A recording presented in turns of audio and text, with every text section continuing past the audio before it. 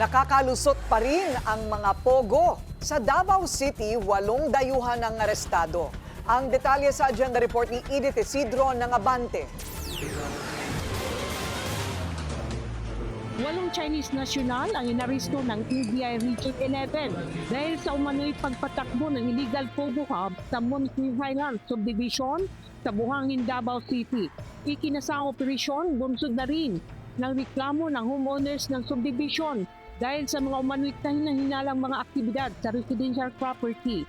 Na-recover sa loob ng inupahang bahay ang mga personal computer at mga smartphone na ginagamit daw ng mga suspect sa kanilang online gaming operation. Sa hiwalay na operasyon ng NBI Southeastern Mindanao Regional Office, 3 babae ang nasagip sa tangtang human trafficking sa Francisco Bango International Airport. Ay nakuha namin ito dahil wala itong mga kaukulang mga documentos na they are supposed to work in the bar in Singapore without any yung mga visa, contract of employment, and they don't pass the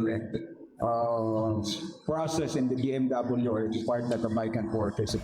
Iniimbestigahan na ng NBI ang posibleng pagkakasangkot ng ilang mga immigration personnel sa kaso. We have ongoing manhunt operations as of this time yung sa mga recruiters, but luckily hindi pa namin nahuli at this time. Ang mga nasagip naman ay over naman sa DSWD. Para sa agenda, Edith Isidro, Abante, Davao City. Manatiling nakatutok sa Bilyonaryo News Channel. Sumubaybay sa aming social media accounts at mag-subscribe sa aming YouTube channel para sa mga bago at eksklusibong balita.